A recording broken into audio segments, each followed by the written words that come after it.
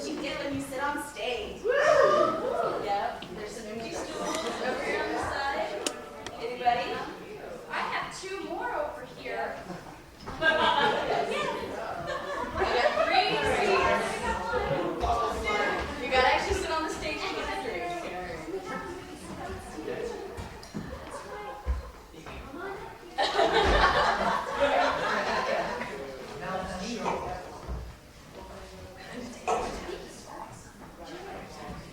Two more seats? Nobody?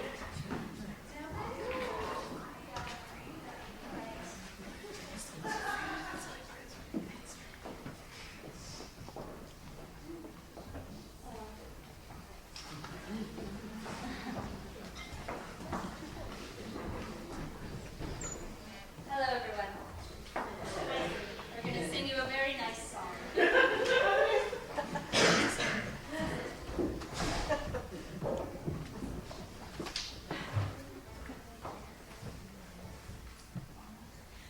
There are 12 hours, there's a day between us, and you called to say you're sorry in your own way. There are oceans and waves and wires between us, and you called to say you're getting older. And sometimes planes, they smash up in the sky, and sometimes lonely hearts, they just get lonelier. How did you survive all those fires and floods?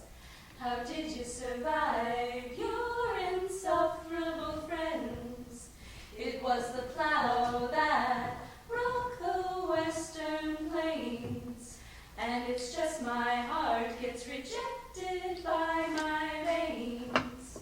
And sometimes planes, they smash up in the sky, and sometimes lonely hearts, they just get lonelier and lonelier. And sometimes planes, they smash up in the sky, and sometimes lonely hearts, they just get lonelier.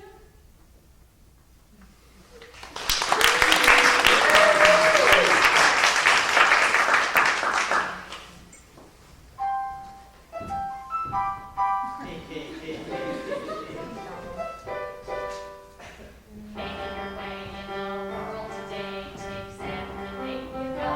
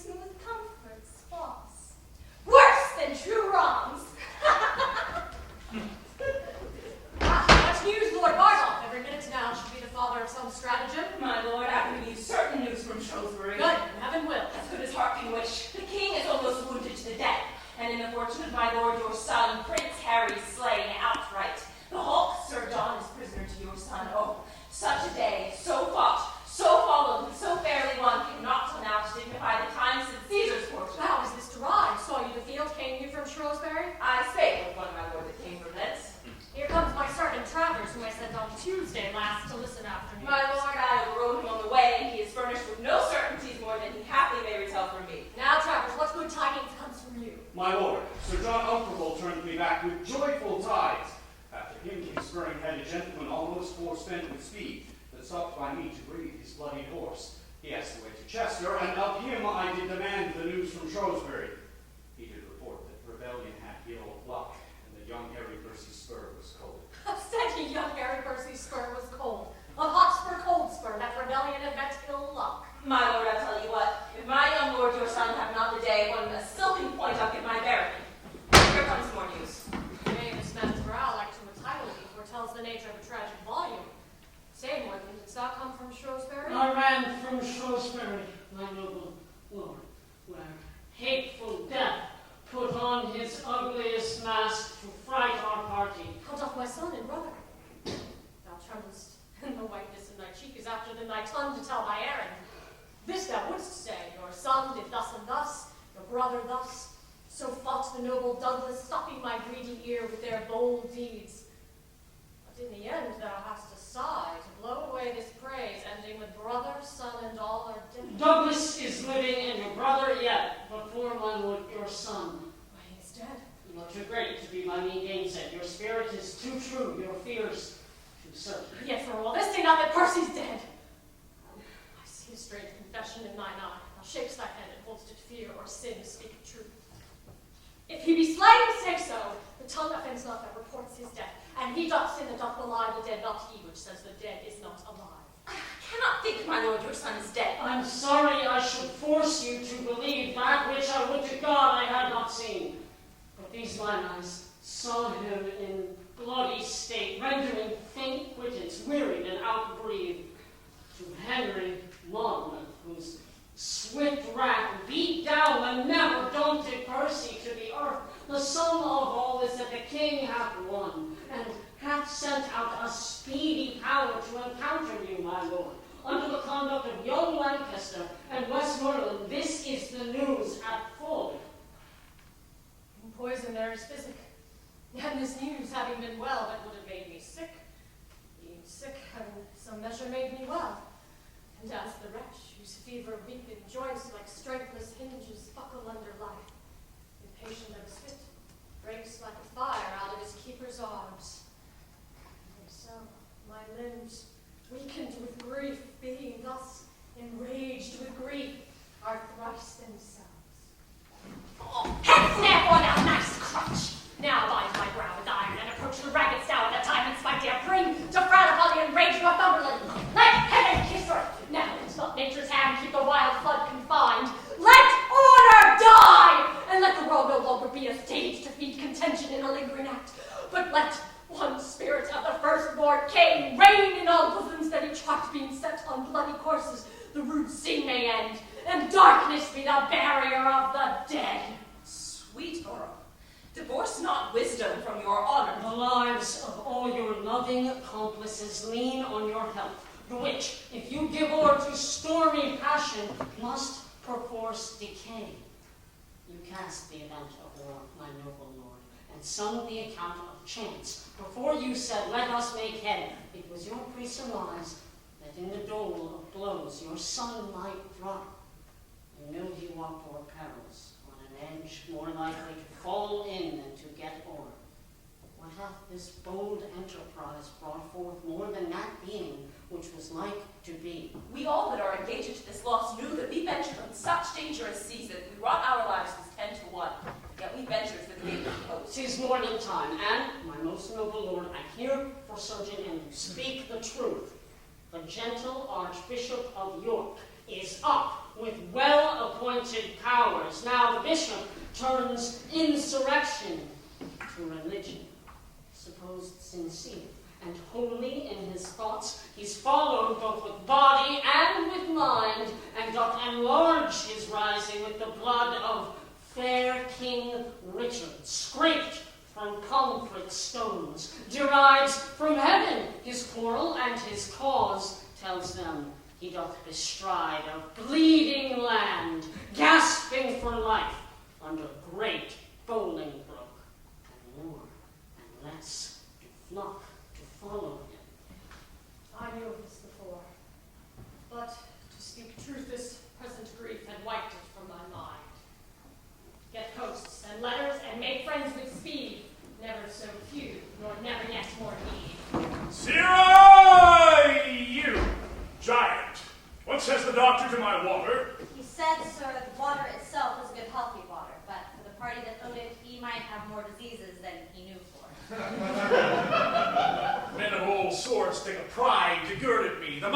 this foolish compounded clay man is not able to invent anything more that comes to it than I invent or is invented on me. I am not only witty in myself, but the cause of wit is in other men. If the prince put thee into my service and for any other reason than to set me off, why then I have no judgment. Thou whoresome mandrake, thou art fitter to be worn in my cap than to wait at my heels. I was never manned with agates till now, but I will set thee neither in gold nor silver, but in vile apparel, and send thee back to thy master for a jewel. The juvenile, your master, whose chin is not yet pledged. I shall sooner have a beard grow in the palm of my hand, than he shall have one on his cheek. Yeah. What says Master Dumbledon to the satin for my short cloak and slops? He said, sir, you should procure him better assurance than Bardolph. He would not take his bond and yours. He liked not the security. Let him be damned like the glutton. A rascal he gave, forsooth, knave, to bear a gentleman in hand, and then to stand upon security. I had his leave face of rat's bane in my mouth as oft as stuffed with security. I looked he should have sent me 22 yards of satin, as I'm a true knight, and he sends me security. Well, he may sleep in security, for he hath the horn of abundance, and the likeness of his wife shines through it.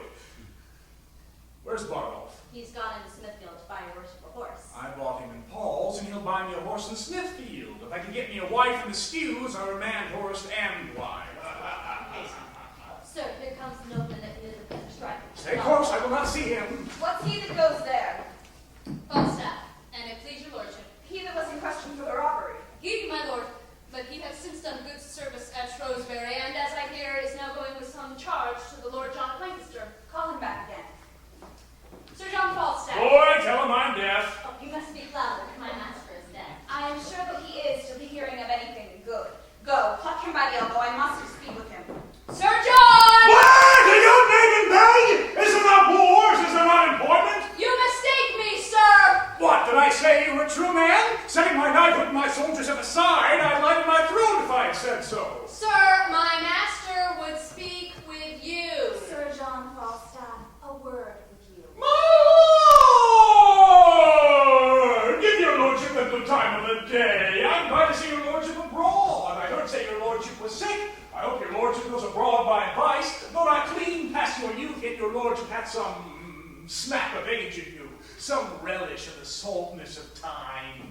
And I just beseech your lordship to have a reverent care of your health. Sir John, I sent you before your expedition to Shrewsbury. I hear moreover his king, his majesty's return with some discomfort from Wales. I talked not of his majesty. You would not come when I hear sent for you. moreover his highness has fallen into the same horse of apoplexy. Well, heaven mend him. I pray let me speak with you. Apoplexies I take as a kind of lethargy, sleeping of the blood, a horse untingling. What? Tell you me of it. Be it as it It is. comes from much grief and perturbation of the brain. I've heard the cause of his effects in Galen. It is a kind of deafness. I think you are fallen into the disease. For you hear not what I say to you! Very well, my lord, very well. If it please you, rather it is the disease of not listening, the malady of not marking that I'm troubled withal. To punish you by the heels would amend the attention of your ears, and I care not if I be your physician. I sent for you when there were matters against you for your life to come speak with me. As I was then advised by my learned counsel in the laws of this land service, I did not come. Well, the truth is, Sir John, you live in great infamy. He that buckles him in my belt cannot live in less. Your means is very slender, and your waist great. Well, if it were otherwise, I would my means were greater and my waist slenderer. You have misled the youthful prince. The young prince had misled me. I'm the fellow with the great belly, and he my dog. Well, I am loath to gall a new healed wound. Your day's service at Shrewsbury hath a little gilded o'er your night's exploit on Gad's Hill. You may thank the unquiet time for your quiet or posting that action. My lord. But since all is well, keep it so. Wake not a sleeping wolf. A wolf is as bad as to smell a fox. What? You are as a candle, the better part burnt out. So also candle, my lord, all tallow. If I did speak of wax, my growth would approve the truth. There is not a hair on your face, but should have its effect of gravity. His effects of gravy. You follow. Gravy. You follow. Gravy. You follow the young prince up and down like his evil angel. Not so, my lord. Your ill angel is like, but I hope he that looks on me will take me without weighing. But prince gave you, he gave it like a rude prince, and you took it like a sensible lord. I checked him for it, and young lion repents, marry not in ashes and sackcloth, but in new silk and old sack. Well, heaven send the prince a better companion. Heaven send the companion a better prince! I cannot rid my hands of him! The king hath severed you and Prince Harry. I hear you are going with Lord John, Duke of Lancaster, against the Archbishop and the Earl of Northumberland. Yes, I thank your pretty sweet wit for it. There is not a dangerous action can peep out his head, but I am thrust upon it. Well, I cannot last ever, but it was always the trick of our English nation if they have a good thing to make it too common. If you need say I am an old man, you should give me some rest. I am better to be eaten to death with a rust than to be scoured to death with perpetual motion. Well, be honest. Be honest, and heaven bless your expedition. Will your lordship lend me £1,000 to furnish me forth? Not a penny. Not a penny. You are too impatient to bear crosses. Fare you well. A man can no more separate age and covetousness than he can part young limbs and lechery. But the gout galls the one, and the pox pinches the other, and both degrees prevent my curses. Boy, Sir, what money's in my purse? 7 birds and feathers. I can get no remedy against this consumption of the perks. Borrowing only lingers and lingers it out, but the disease is incurable. Go bear this letter to my Lord of Lancaster, this to the Prince, this to the Earl of Westmoreland, and this to old Mistress Ursula, whom I've weekly sworn to marry since I received the first white hair on my chin. About it, you know where to find me. I am gout of this pox, or pox of this gout, for the one or the other plays the rogue with my great toe. It is no matter. A good wit will make use of anything. I will turn the seasons to commodity. Thus have you heard our cause and know our needs, and, my most noble friends, I pray you all speak plainly your opinions of our host. I well allow the occasion of our honors, but gladly would be better satisfied how, in our means, we should advance ourselves to look with forehead bold and big enough upon the power and puissance of the king. Our present musters grow up on the file to 5 and 20,000 men of choice. The question then, Lord Hastings, standeth thus, whether our present 5 and 20,000 may hold up head without Northumberland. We think we may. Aye, marry, there's the point, that if without him we be thought too feeble, my judgment is we should not step too far to take assistance by the hand. It is very true, Lord Bardolph, for indeed it was young Hotspur's case at Shrewsbury. But, by your leave, it never yet did hurt to lay down likelihoods and forms of hope. Yes, if this present quality of war warrant as despair. When we mean to build, we first survey the plot, then draw the model, and when we see the figure of the house, then do we rate the cost of the erection, which if we find outweighs ability, what do we then draw anew the model in fewer offices, or at the least desist to build at all. Much more in this great work, which is almost to pluck a kingdom down and set another up, should we survey the plot of situation and the model. We fortify in paper and in figures, using the names of men instead of men. Grant that our hopes, yet likely of fair birth, should be stillborn, and that we now possess the utmost man of expectation. I think we are a body strong enough, even as we are, to equal with the king. What? Is the king but 5 and 20,000? To us no more, nay, not so much, Lord Bardolph. For his divisions, as the times do brawl, are in 3 heads. 1 power against the French, and 1 against Glendower. Perforce a 3rd must take up us.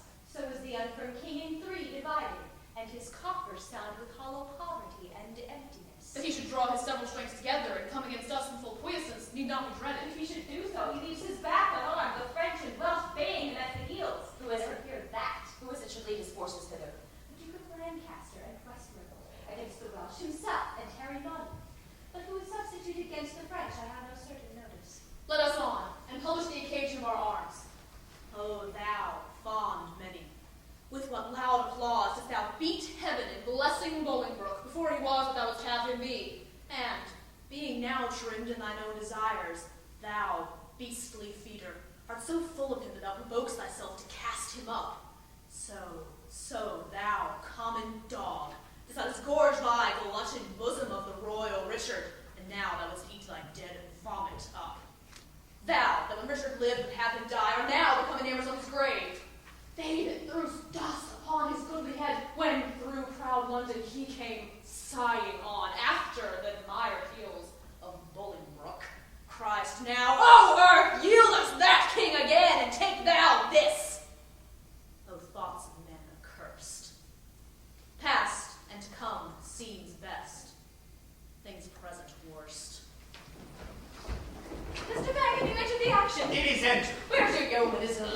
yeoman, will he stand to it? Sorrow, where's Snare? Aye, good Master Snare. Here.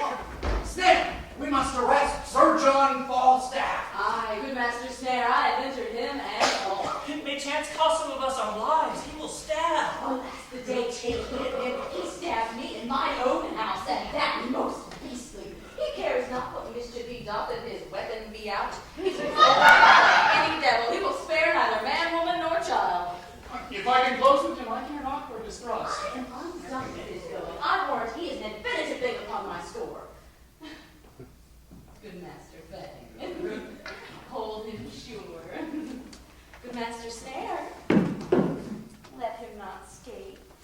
I pray you, since my Ixion is entered and my case so openly known to the world, let him be brought into his answer. 100 mark is a long one for a poor, lone woman to bear. And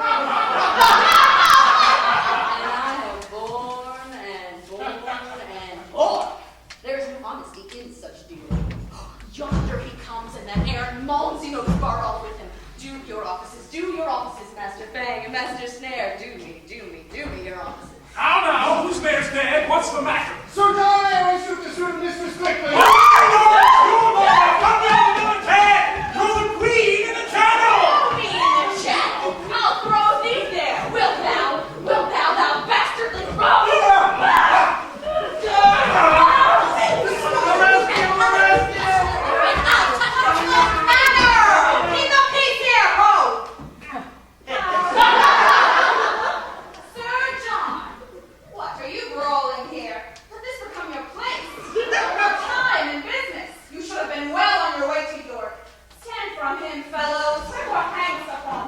Worshipful Lord, I am a poor widow of East Cheap, and he is arrested at my suit. Well, what's It is more than for some, my lord. It is for all. All that eat me out of house and home. He put all my substance into that fat belly of his. Well, I will have some of it out again, or I will ride thee o'er nights like the mayor. I think I was like to ride the mare if I had the advantage of ground to get up. How comes this, Sir John? Fie! Are you not ashamed to enforce a poor widow to so rough a horse to come by her own?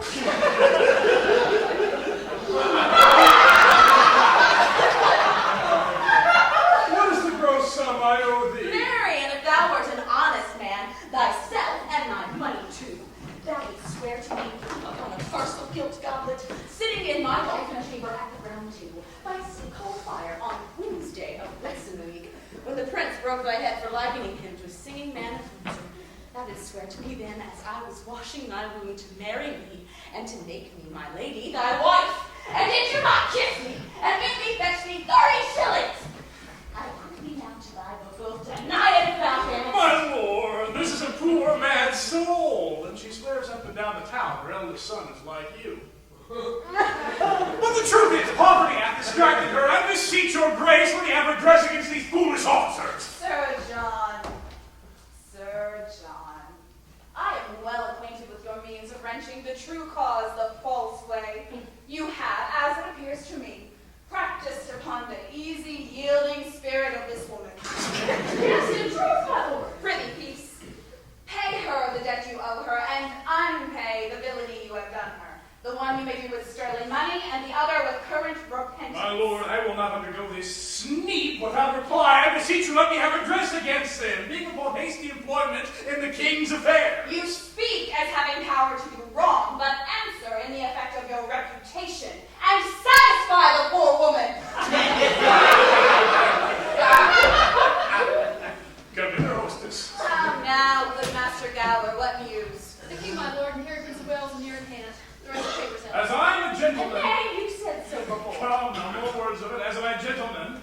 By this heavenly ground I tread on, I am faint upon both my plate and the tapestry of my dining chambers. Come, if it were not for thy humors, there is not a finer wench in England.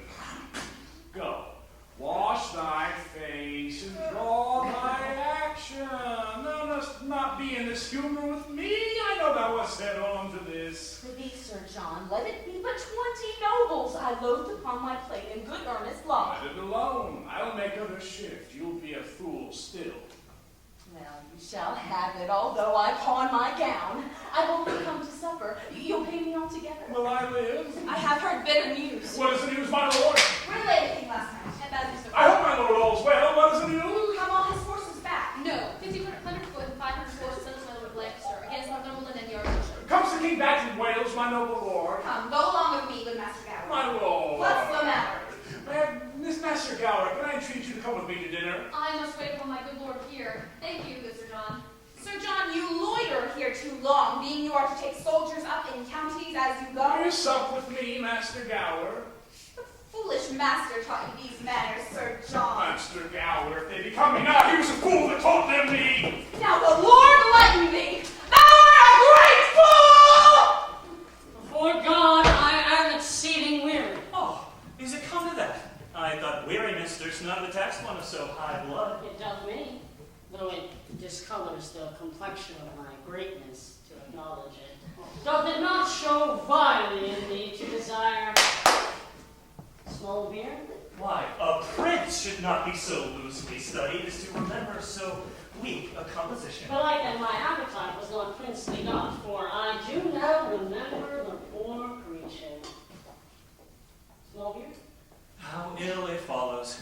After you have labored so hard, you should talk so idly. Tell me, how many good young princes would do so, their fathers lying so sick as yours is? Shall I tell thee one thing, Poins? Yes, and let it be an excellent good It thing. shall serve among wits of no higher breeding than mine. Go to, I stand the push of your one thing that you'll tell. Why, I tell thee, it is not meet I should be sad now my father is sick. Albeit I could tell to thee as to one it pleases me, for fault of a better, to call my friend, I could be sad, and sad indeed too. Very hardly upon such a subject. Thou fix me as far in the devil's book as thou and Falstaff for obduracy and persistency. Let the end drive a man. But I tell thee, my heart believes inwardly that my father is so sick. And keeping such vile company as thou art hath in reason taken from me all ostentation and sorrow. The reason? And so think of me if I should weep. I would think thee a most princely hypocrite. It would be every man's thought. And thou art a blessed fellow to think as every man thinks. Never man's thought in the world keeps the roadway better than thine. Every man would think me an hypocrite indeed. And what excites your most worshipful folk to think so? Why, because you have been so lewd, and so much engraft of Falstaff. And to thee. Nay, I am well spoke of. I can hear it with mine own ears. The worst that they can say of me is that I am a second brother, and that I am a proper fellow of my hands. And those two things I confess I cannot help. Look, here comes Bardolph. And the boy that I gave Falstaff, he had him from a Christian, and see if the fat villain had not transformed him ape. Save your graces. And yours, most noble Bardolph. Oh, come, you pernicious ass, you bashful fool. Must you be blushing? Wherefore blush you now? What a maidenly man at arms are you become. Is it such a matter to get a puddle pot to Maidenhead? He called me, even now, my lord, through a red lattice, and I could discern no part of his face from the window. And at last, I spied his eyes, and methodically craved 2 holes in the deep petticoat and peeped through. Hath not the boy profited? Boy, you horse and upright rabbit! Oh! Away, rascally Alpheus dream! Away! Instruct us, boy. What dream, boy? Mary, my lord, Althea dreamed she was delivered of a fire for her hand. Therefore, I call him her dream. A crown's worth of good interpretation. There it is, boy. Oh, that this good blossom could be kept from cankers. Well, there is 6pence to preserve thee. If you do not make him be hanged among you, the gallows shall be wrong. And how doth thy master, Bardolph?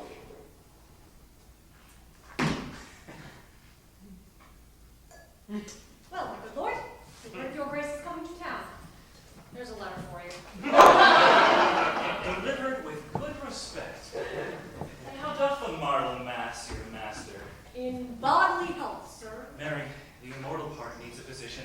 Could that news not him, though that be sick, it dies not. I do allow this Wen to be as familiar with me as my dog, and he holds his place, for look you, he writes. Jack Falstaff Knight. Every man must know that, as oft as he hath occasion to name himself. Even like those that are kin to the king, for they never prick their finger, but they say, there is some of the king's blood spilt. How comes that, says he, that takes upon him not to conceive? The answer is as ready as a borrowed cat. I am the king's poor cousin, sir. But to the letter. Sir John Falstaff, knight, to the son of the king, nearest his father, Harry, Prince of Wales, greeting. Why, this is a certificate. Peace. I will imitate the honorable Romans in brevity. Surely he means brevity and breath. I commend me to thee. I commend thee, and I leave thee. Be not too familiar with points, for he misuses thy favors so much that he swears thou art to marry his sister now. Repent at idle times as thou mayest, and so farewell. Thine by yea and no, which is as much as to say as thou usest him. Jack Falstaff with my familiars, John with my brothers and sister, and Sir John with all Europe. My lord, I will steep this letter in sack and make him eat it. That's to make him eat 20 of them.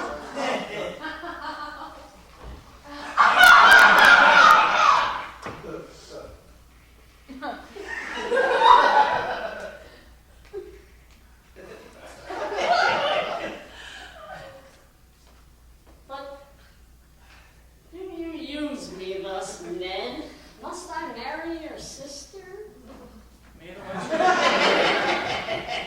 and the wench have no worse fortune, but I never said so. Well, then you play the fools with the time, and the spirits of the wise sit in the clouds and mock us. Is your master here in London? Yes, my lord. Or subseat at the old boar, feed at the old Frank?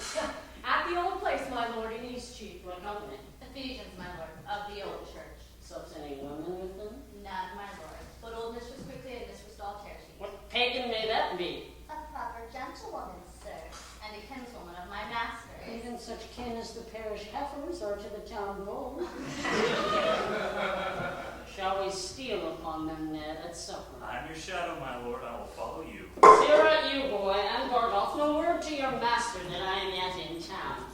There's for your silence. I have no tongue, sir. And for mine, sir, I will govern it. Very well, go. This dog Tertiary should be some rogue. I warrant you, as common as the way between St. Albans and London. How might we see Falstaff bestow himself to none in his true colors, and not ourselves be seen? Put on 2 leather jerkins and aprons, and wait upon them at the table like drawers. From a god to a bull, I can make it blushing. It was Job's case. From a prince to apprentice. A low transformation. That shall be mine, for everything a purpose must weigh with the folly. Follow me, Ned. I prithee, loving wife and gentle daughter, give an even way unto my rough affairs, which not you on the visage of the times, and be like them to first the troublesome. I am given over. I will speak no more. Do what you will. Your wisdom be your God. Alas, sweet wife, my honor is as pawn, and but my going nothing can redeem it. No, yet. For heaven's sake, Father, go not to these wars. The time was when you broke your word, when you were more endeared to it than now. When your own Percy, when my heart dear Harry threw many an ornament look to see his father bring up his powers, but he did long in vain. Who then persuaded you to stay at home? There were 2 honors lost, yours and your son's. For yours, may heavenly glory brighten it. For his, it stuck on him as the sun in the grey vault of heaven, and by his light did all the chivalry of England move to do brave acts. He was the glass, wherein noble youth did dress themselves. He had no legs that practised not his gait, and speaking thick, which nature made his blemish, became the accents of the valiant. He was the mark and glass, copy and book, which fashioned others. And him, wondrous, him did you leave, second to none, unseconded by you, to look upon the hideous god of war in disadvantage, to abide a field where nothing but the sound of Oxford's name did seem defensible. Never do these ghosts the wrong to hold your honor more precise and nice with others than the king. The marshal and the archbishop are strong,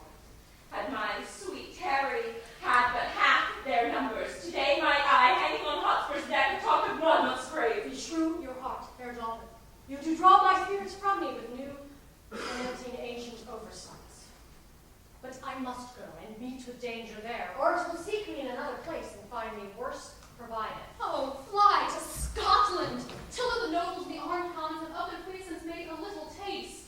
Let them gain ground advantage of the king, then join you with them, like a rib of steel to make strength stronger. Yet for all our loves, first let them try themselves. So did your son, he who so suffered. So came I a widow. Come, going with ages with my mind, I will resolve for Scotland. There am I till time and vantage, crave my company. What hast thou brought there? Apple Johns? Sir John cannot endure an apple john. I'll say it's true. The prince once set a dish of apple johns before him and told him there were 5 more Sir Johns. And putting off his hat, he said, I will now take my leave of these 6 dry, round, old, withered knights. It angered him to the heart, but he had forgot that. Why then cover and set them down? Mistress Tearsheet would fain have some music. I'll see if I can find out sneak.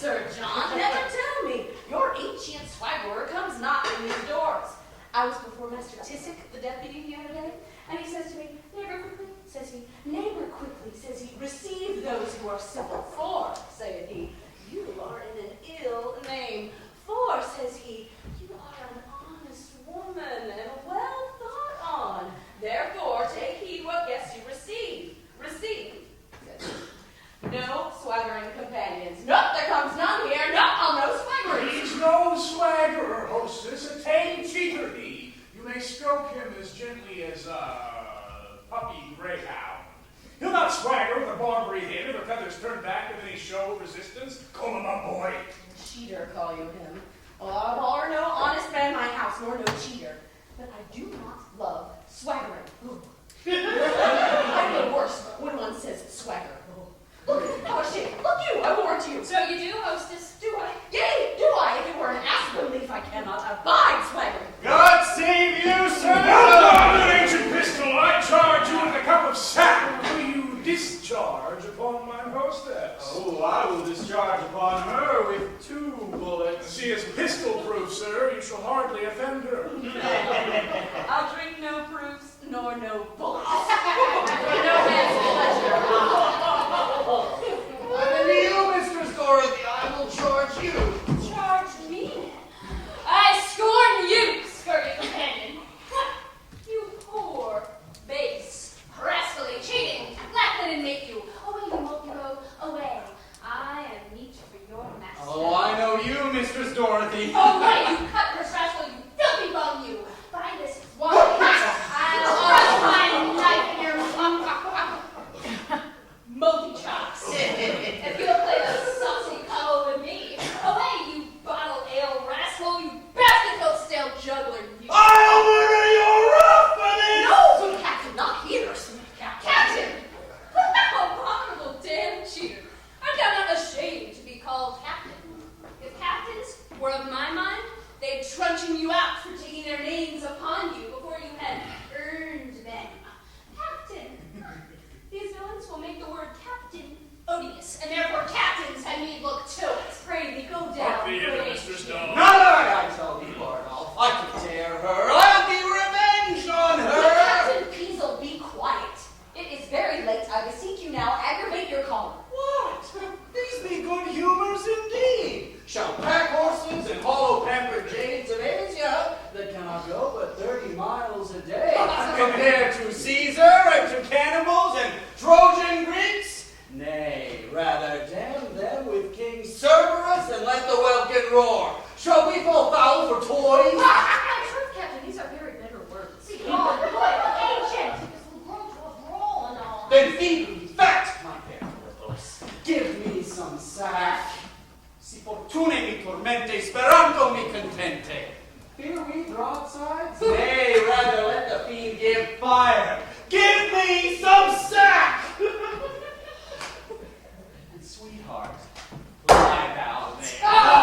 But we're full points here and our etceteras nothing. Pistol, I would be quiet. Sweetheart, I kiss thy knee. What? We have seen the 7 stars. Thrust him downstairs! I cannot endure such a lusty and rascal. Thrust him downstairs. No, we're not Galloway man. Aha! Bardolph, quiet him down. Nay, if he do nothing but speak nothing, he shall be nothing here. Come, get you downstairs. What? Shall we have incision? Shall we embrew? Then death rock me asleep, bridge my doleful days, and let grievous ghastly gaping wounds untwine the sisters three. Come, Atropos, I say. That's good stuff. Give me my rapier, boy. I really do not draw. Get you!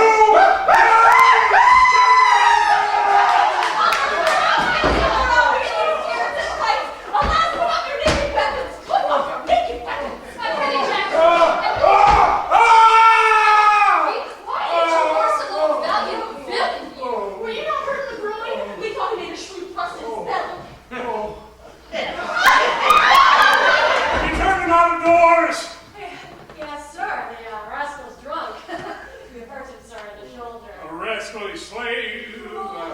Toss the rope in a bucket. Sweet little rogue you, lass. Poor ape, how the sweat has come. Let me wipe thy face. Come on, you horse and chops. Rogue, I love thee. Thou art as valorous as Hector of Troy, worth 5 Agamemnon, and 10 times better than the 9 worthiest. A rascal to brave me.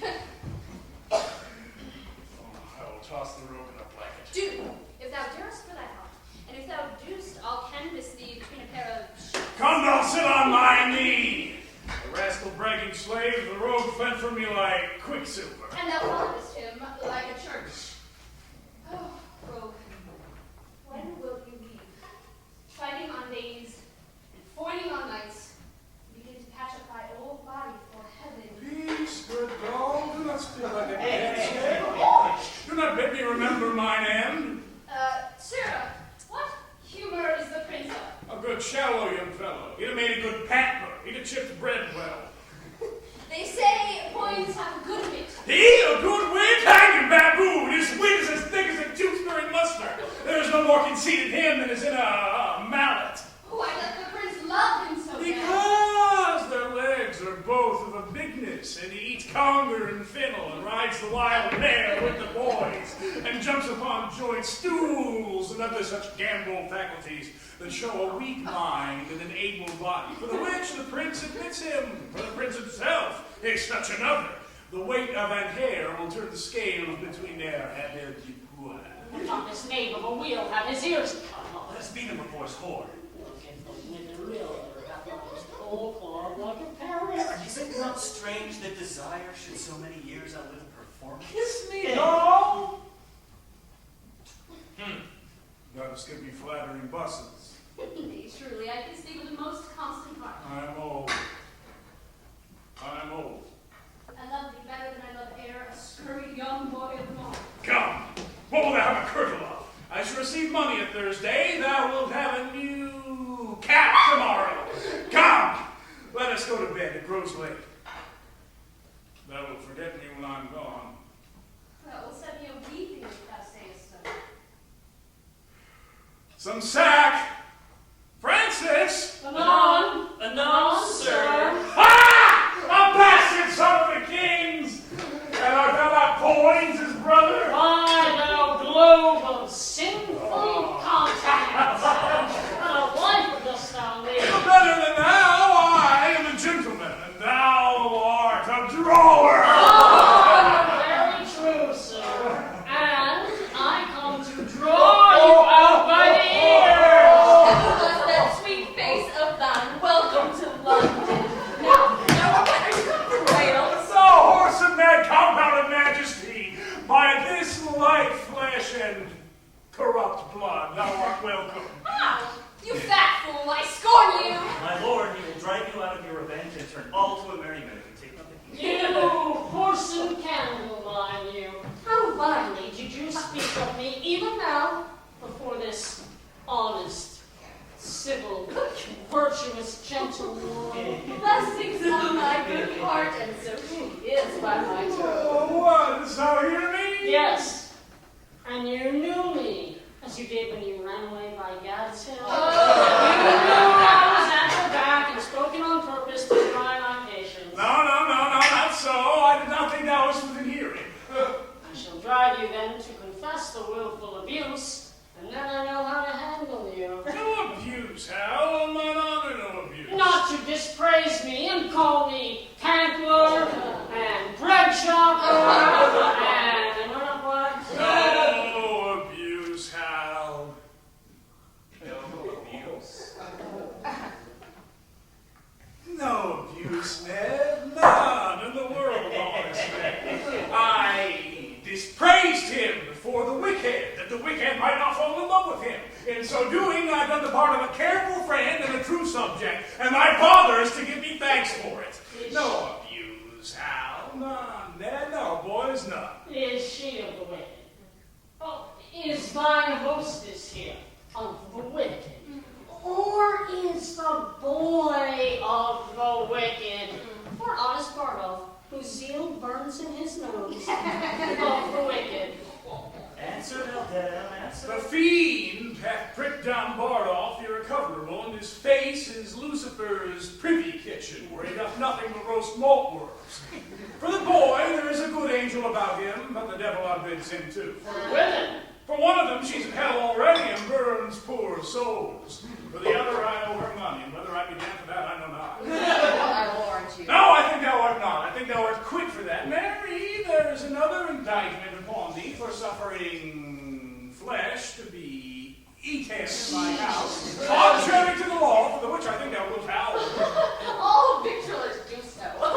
What is a joint of mutton or two in the whole of the world? you, gentlewoman. What says your grace? His grace says that which his flesh rebels against. Not so loud at doors, to the door.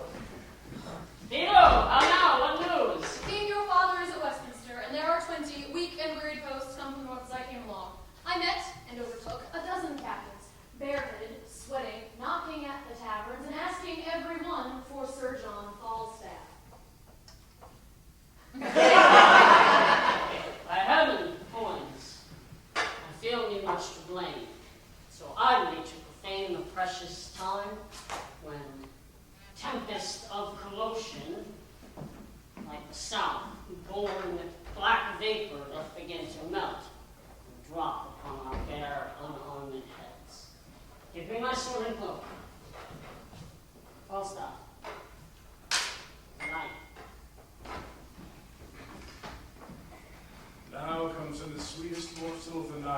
topmast heads and leave it unpicked. How now? What news? Must wait court, sir. Presently, a dozen captains stay at door for you. Farewell, hostess, farewell, doll. You see how men of merit are sought after.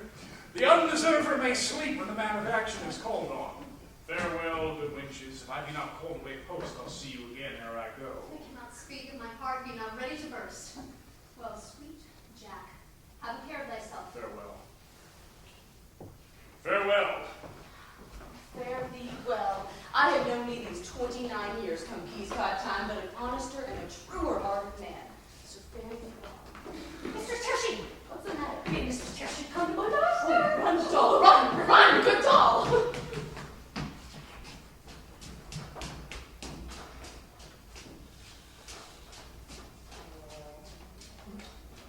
How many thousand of my poorest subjects are at this hour asleep? Oh, sleep. Oh, gentle sleep, how have I frighted thee that thou no more wilt weigh my eyelids down, steep my senses in forgetfulness?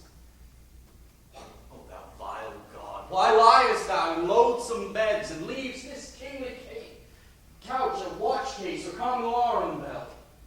Canst thou, O partial sleep, give thy repose to the vexed sea boy in an hour so rude, and in the stillest and most calmest night, with all appliances and means to boot, deny it to a king? Then happy low lie down. On the easy lies the head that wears a crown. Many good morrows to your majesty. Is it good morrow, my lord? 'Tis 1 o'clock and past. Well then, good morrow, my lord of Warwick. Have you read over the letters that I sent you? I have, my liege. Then you perceive the body of our kingdom, how foul it is, and what rank diseases grow, and with what danger near the heart of it? It is but as a body yet distempered, which to its former strength may be restored with good advice and little medicine. My lord Northumberland will soon be cooled.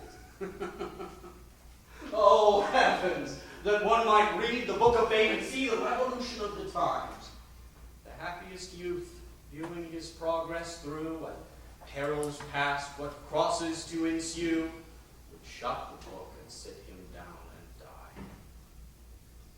'Tis not 10 years since Richard and Northumberland, great friends, did feast together, and but 2 years after were they at wars.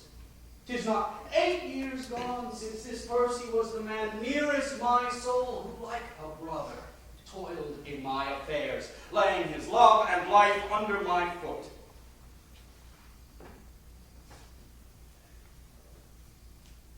They say the bishop and Northumberland are 50,000 strong.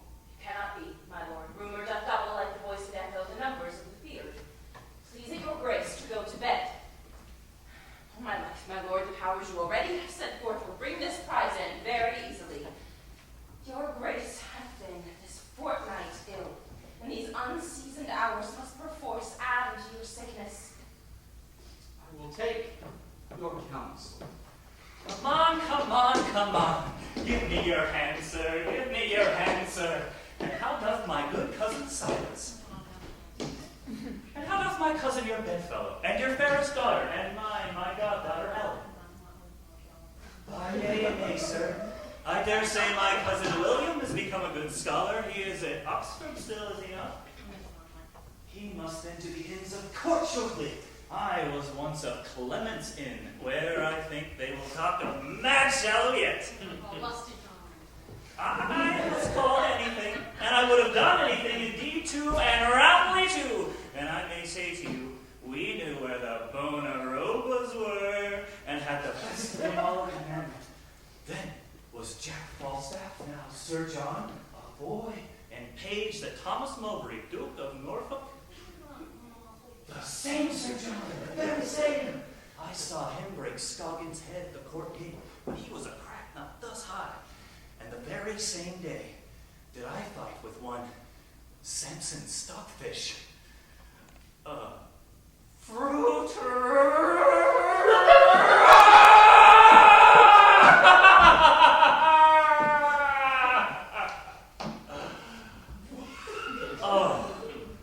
Oh, the mad days that I've spent.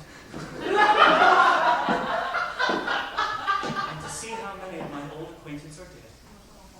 Certain, very sure, death is certain to all. All shall die, death is certain. And is old double of your town living yet? Dead? See, he drew a good bow, and dead, he shot a fine shoot. John of Gaunt loved him well, and betted much money on his head. Dead. Is old double dead? Good morrow, honest gentlemen. I beseech your wishes, Justice Shallow. I am Robert Shallow, sir, a poor esquire of this county, and one of the king's justices of the peace. What is your good pleasure with me? My captain, sir, commencing to you, my captain, Sir John Falstaff, a tall gentleman and a most gallant leader. He greets me well. I knew him a good back swordman. How doth the good knight? May I ask how my lady is wived up? Sir, pardon, a soldier is better accommodated than with a wife, huh? It is well said, sir. And it is well said indeed, too. Better accommodated. It is good, yea, indeed is it. Good phrases are surely and everywhere very commendable. Pardon, sir, I have heard the word and the phrase called it. By this day I know not the phrase, but I will maintain the word with my sword to be a soldier-like word, and a word of exceeding good command.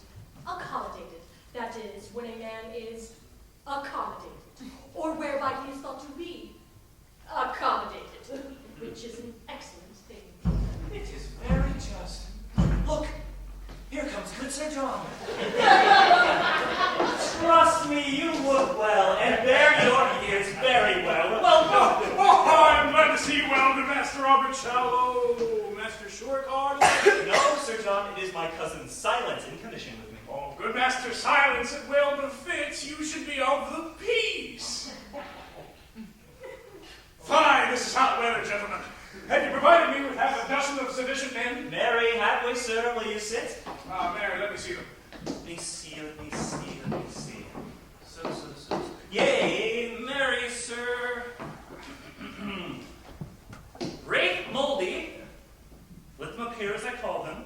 Let them do so. Let me see, where is Moldy? Here, if it please you. What think you, Sir John? A good-lit fellow, young, strong, and good friend. Is thy name Moldy? Yea, if it please you. There's no more time now we're used. Oh, most excellent. Things that are moldy like use. Very said. Well said, Sir John. Very well said. Prick him. I was pricked well enough before if you would let me alone. There are other men fitter to go out than I. Go to, Moldy, you shall go. 'Tis time, thou art spent. Spent. Peace, fellow, peace, and aside. Let me see. Simon Shadow. Aye, let me have him to sit under. He's like to be a cold soldier. Where is Shadow? Shadow. Shadow. Whose son art thou? My mother's son, sir. My mother's son. Do you like him, Sir John? Aye, Shadow will serve for summer. Prick him, for we have a number of shadows to fill up the muster book. Thomas Wart. Where's he? Here, sir. Is thy name Ward? Yea, sir. Thou art a very ragged Ward. Do you like him, Sir John? Shall I break him down? Nah, it were superfluous, for his apparel is built upon his back, and the whole frame stands upon pins. Prick him no more. Oh, you can do it, sir. You can do it. I commend you well. Francis Feeble. Here, sir. What's your name? Feeble. A woman's tailor, sir. Shall I prick him, sir? You may, but if you'd been a man's tailor, he'd have pricked you. Wilt thou make as many holes in an enemy's battle as thou hast done in a woman's petticoat? I will do my goodwill, sir. You can have no more than that. Well said, good feeble, well said, courageous woman's tailor. Thou wilt be as valiant as the wrathful dove, or most magnanimous mouse. Prick the woman's tailor well, Shallow. Deep, Master Shallow. I would Wart might have gone, sir. But thou's been a man's tailor, so you might mend him and make him fit to go. I'm bound to thee, Reverend Feeble. Who's the next? Peter Bullcalf Green. Aye, Mary, let us see Bullcalf. Trust me, a likely fellow. Prick me Bullcalf till he roar again. Oh, good my Lord Captain. What? Dost thou roar before thou art pricked? Oh, sir, I am a diseased man. What disease hast thou? A horse and cold, sir. A cough, sir. Which I caught drinking in the king's affair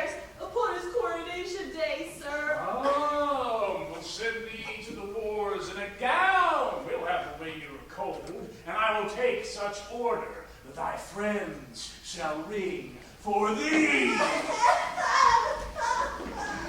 Is here all? There is more called into your number. You must have but 4, dear sir, and so I pray you, go in with me to dinner. Come, I will drink with you, but I cannot tarry dinner. I am glad to see you in good troth with Master Robert Shallow. Ah, Sir John, do you remember since we lay all night in the windmill in St. George's Field? No more of that, Master Shallow, no more of that. It was a merry night, and is Jane Knightwork alive? She lives, Master Shallow. She never got away with it. Never. She always said she could not abide Master Shallow. I could anger her to the heart. She was then a Boonarumba. Does she hold her own well? Old Master Shallow. Hey, she must be old. Certain she's old. She cannot choose but be old. And had Robin Knightwork, my old Knightwork, before I came to Clement's Inn. Cousin Silence, take thou hast seen after this night, and I have seen. Sir John, said I well? We have heard the chimes of midnight, Master Shallow. That we have. In faith we have, Sir John.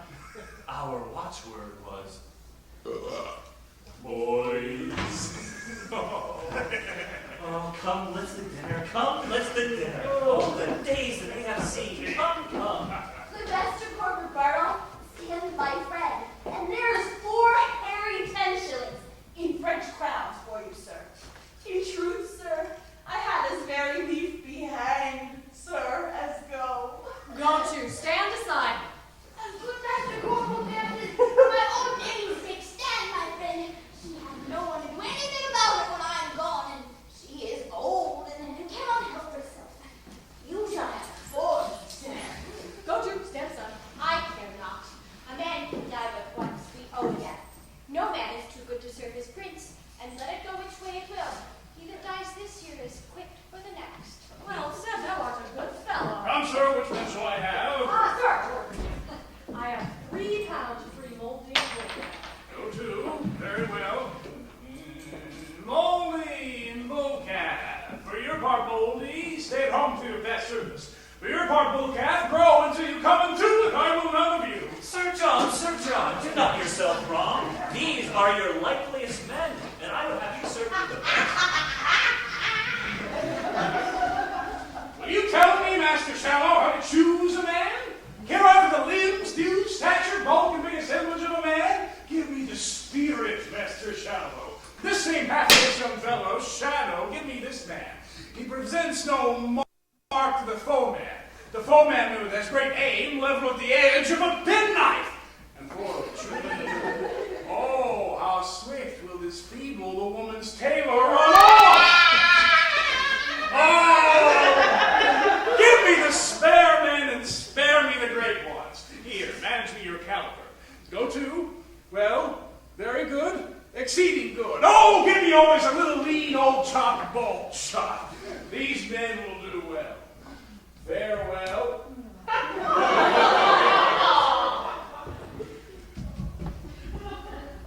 Mr. Silence, I will not use many words with you. Sir John, heaven bless you, and prosper your affairs, and send us peace. As you return, visit my house, let our old acquaintance be renewed. Peradventure, I will with you to court. I would you would, Master Shallow. Farewell, gentlemen. Lead them away, Bartle. As I return, I will fetch off these foolish justices. I do see the bottom of Justice Shallow. How subject we old men are to this vice of lying. Good faith, this same star of justice hath done nothing but prate me of the wildness of his youth and the feats he hath done about Turnbull Street, and every third word a lie. And now is this vice's dagger made a squire, and talks as familiarly at John of Gaunt's as if he'd been sworn brother to him. And I'll be sworn he never saw him but once, in the tilt yard. And then he burst in his head for crowding too close amongst the marshal's men. And now hath he land and beefs. Well, if I return, I will visit with Master Shallow. and it shall go hard, but I will make him a philosopher's 2 stones to me. Let time shake, and there an end!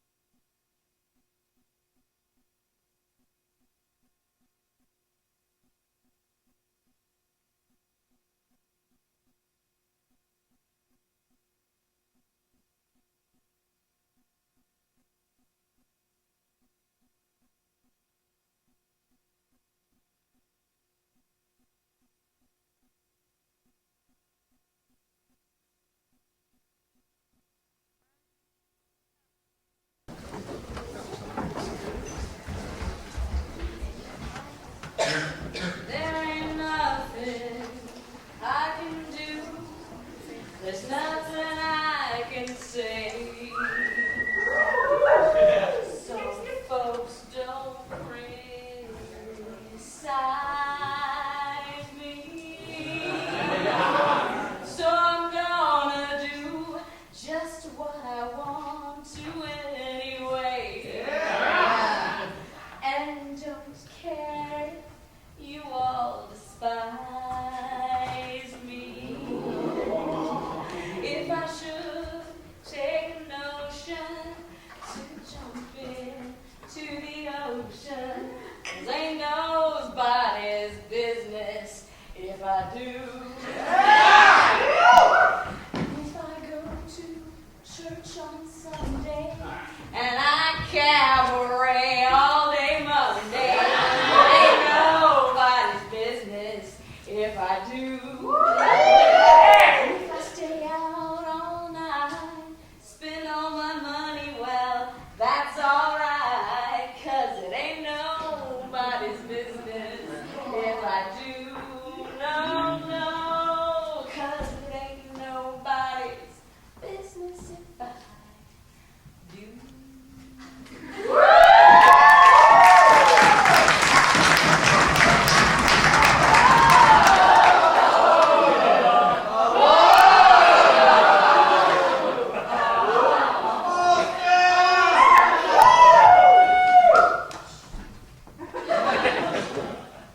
Blame it all on my roots. I showed up in boots and ruined your black tie affair. The last one to know, the last one to show, I was the last one you thought you'd see there. And I saw the surprise and the fear in his eyes when I took his glass of champagne. And I toasted you, said, honey, we may be through, but you'll never hear me complain. 'Cause I got friends in low places where the whiskey drowns and the beer chases my blues away. And I'll be okay. I'm not big on social graces. Think I'll slip on down to the oasis, so I got friends.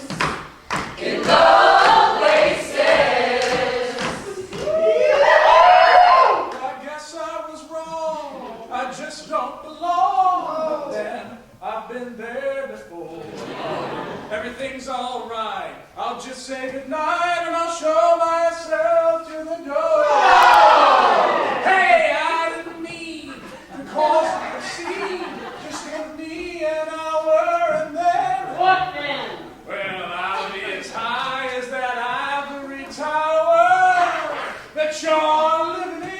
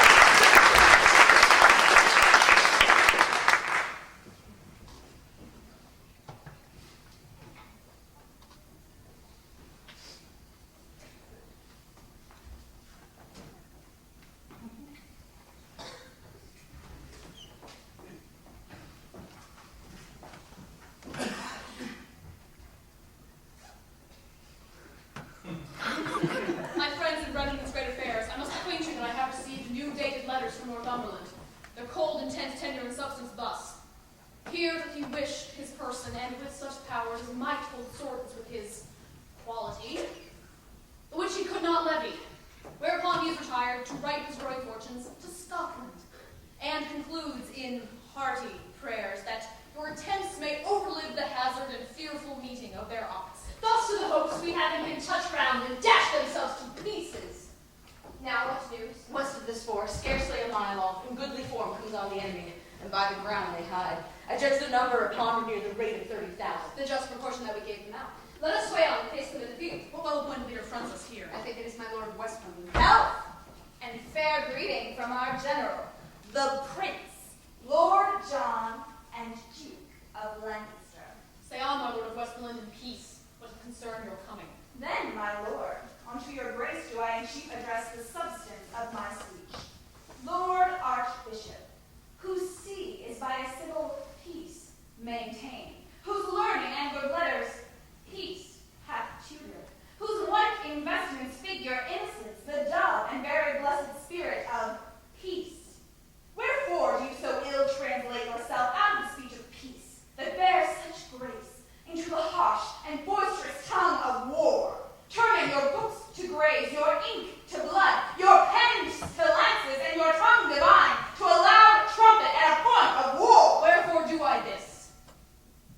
So the question stands. I have in equal balance justly weighed what wrongs our arms may do, what wrongs we suffer, and find our griefs heavier than our offenses.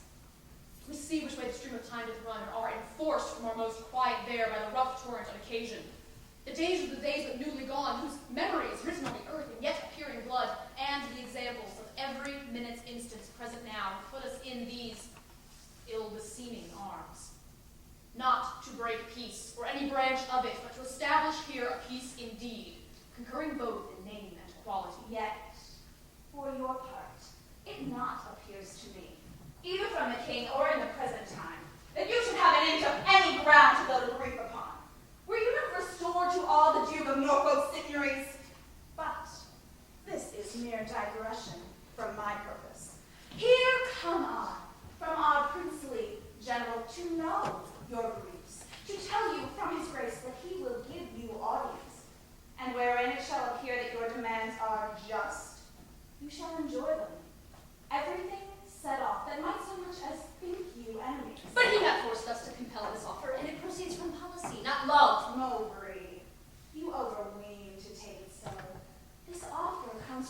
mercy, not from fear. For lo, within a ken our army lies, upon mine honor, all too confident to give admittance to a thought of fear. Our battle is more full of names than yours, our men more perfect in the use of arms, our armor all as strong, our cause the best. Then reason will our hearts should be as good. Say not you then this offer is compelled. Oh, by my will we shall admit no parley. Hath the Prince John a full commission to hear, and absolutely to determine of what conditions we shall stand upon? That is intended in the general's name. I muse you make so slight a question. Then take, my Lord Westmoreland, this schedule. This contains our general grievances. Each several article herein redressed, all members of our cause, both here and heads that are in sinew to this action, acquitted by a true substantial form. In present execution of our wills, to us and to our purposes confined, we come within our awful banks again, and knit our powers to the arm of peace. This will I show the general. Please, if you lords, in sight of both our battles, we may meet at either end in peace. Or to the place of difference, call the swords which must decide it. My Lord, we will do so. There is a thing within my bosom tells me that no condition of this peace can stand. Fear you not, that if we can make our peace upon such large terms and so absolute as our conditions shall consist upon, our peace shall stand as firm as rocky mountains. Aye, but our valuation shall be such that every slight and false derided cause, yet every nice item and wanton reason shall to the king taste of this action, that were our royal fate smarters in love, we shall be winnowed with so rough a wind that even our corn shall seem as light as chaff, and good from bad find no partition. No, no, my Lord, note this. The king is weary of dainty and such picking grievances, for he hath found to end one doubt by death for lives too greater in the airs of life. His foes are so enrooted with his friends that, plucking to unfix an enemy, doth unfasten so and shake a friend, so that this land, like an offensive wife that hath enraged him on to offer strokes as he is striking, holds his infant up, and hangs resolved correction in the arm that was upreared to execution. Besides, the king hath wasted all his rods on late offenders, that he now doth lack the very instruments of chastisement, so that his power, like to a fameless lion, may offer, but not hold. Which is very true. And therefore be assured, my good Lord Marshal, if we do now make our atonement well, our peace will, like a broken limb united, grow stronger for the breaking. Be it so. There is return, my Lord Westmoreland. The prince is here at hand. Please, if your lordship, to meet his grace just a distance between our armies. Your grace of York, in heaven's name, then, forward. Before his grace, my Lord, we come. Farewell encountered here, my cousin Mowbray. Good day to you, gentle Lord Archbishop, and so to you, Lord Hastings, and to all. My Lord of York, it better showed with you when that your flock, assembled by the bell, encircled you to hear with reverence your exposition on the holy text, than now to see you here an iron man, cheering a rout of rebels with your drum, turning the word to sword and life to death. But you misuse the reverence of your place, as a false favorite doth his prince's name, in deeds dishonorable. You have taken up, under the counterfeited zeal of heaven, the subjects of heaven's substitute, my father, and both against the peace of heaven and him have here upsworn them. Good, my Lord of Lancaster. I am not here against your father's peace, but, as I told my Lord of Westmoreland, the time misordered doth in common sense crowd us and crush us to this monstrous form to hold our safety up. I sent your grace the promises and particulars of our breed. And though we here fall down, we have supplies to second our attempt. If they miscarry, theirs shall second them. And so successive mischief shall be born, and heir from heir shall hold this quarrel up, whilst England shall have generation. You are too shallow, Hastings, much too shallow. Is on the bottom of the after times? Please, if your grace, to answer them directly. How far forth you do like their articles? I like them all, and do allow them well, and swear here, by the honor of my blood, my father's purposes have been mistook, and some about him have too lavishly wrested his meaning and authority. My lord, these griefs shall be with speed redressed. Upon my life they shall. If this may please you, discharge your powers unto their several counties, as we will ours, and here, between the armies, let's drink together friendly and embrace, that all their eyes may bear those tokens home of our restored love and amity.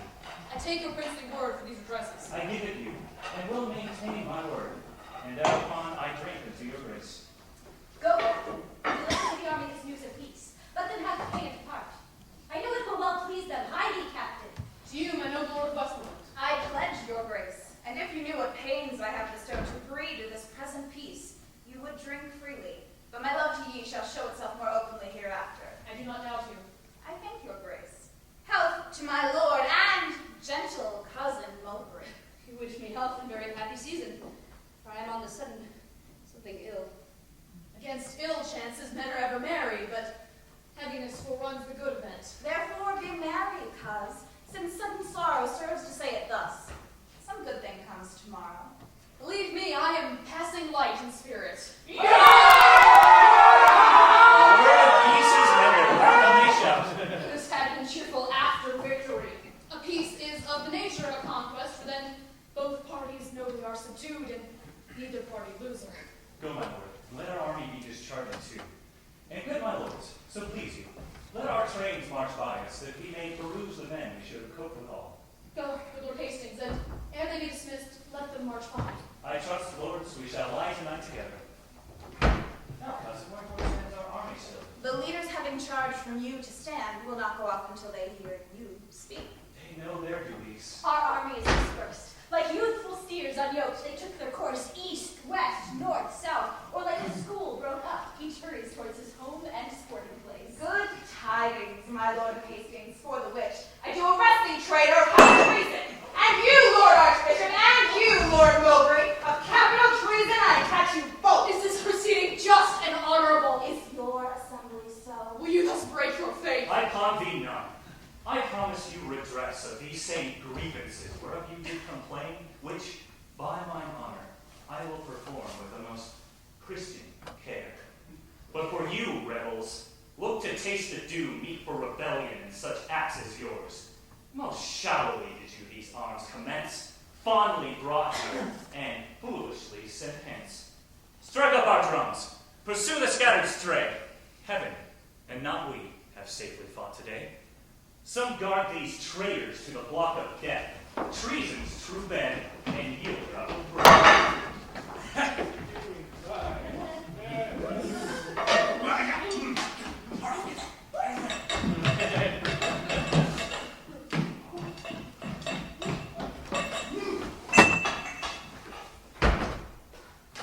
What's your name, sir? What condition are you in? What place, I pray? I'm a knight, sir. My name is Colville of the Dale. Well, then, Colville is your name, a knight is your degree, and your place, the Dale. Colville shall still be your name, a traitor your degree, and the dungeon your place. The place deep enough you shall still be Colville of the Dale. Are you not Sir John Falstaff? As good a man as see you where I am. Now do you yield, sir, or shall I sweat for you? If I do sweat there, the drops of thy lovers, and they weep for thy death. Therefore rouse some fear and trembling into observance to my mercy. I think you are Sir John Falstaff, and in that thought yield me. The heat is past, follow no farther now. Call in the powers with us in this world. Now, Falstaff, where have you been all this while?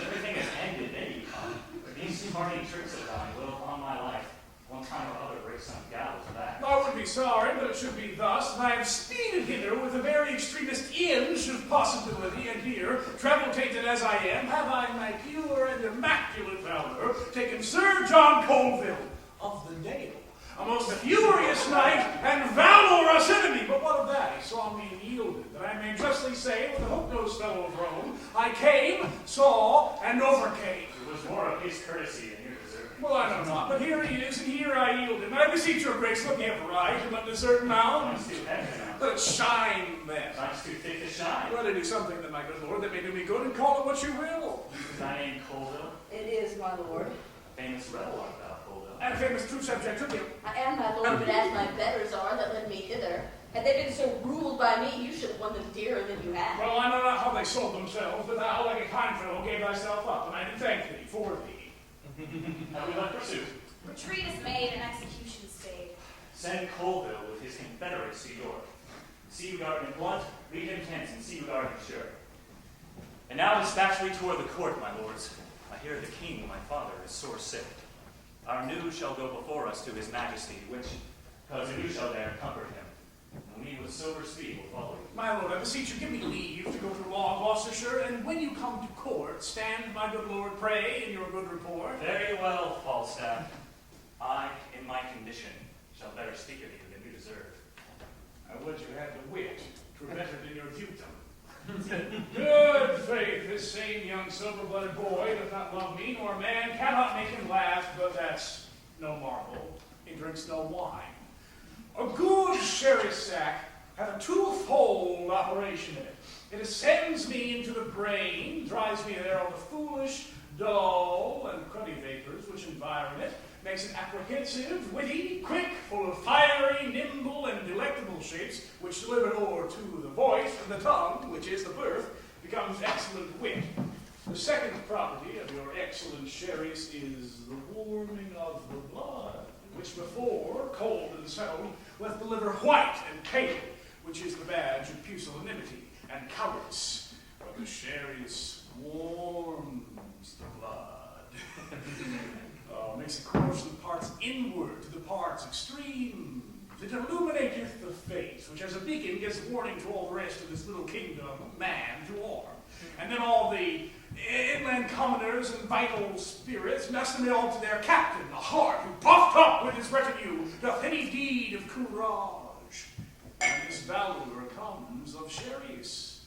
Hereof comes it that young Harry is valiant, for the cold blood he did naturally inherit of his father. He hath like lean, sterile, and bare land, manured, husbanded, and tilled, with the excellent endeavor of drinking good and good store of fertile sherries, that is become very hot and valiant. If I had 1,000 sons, the first principle I would teach them should be to forswear thin potations and to addict themselves to sack.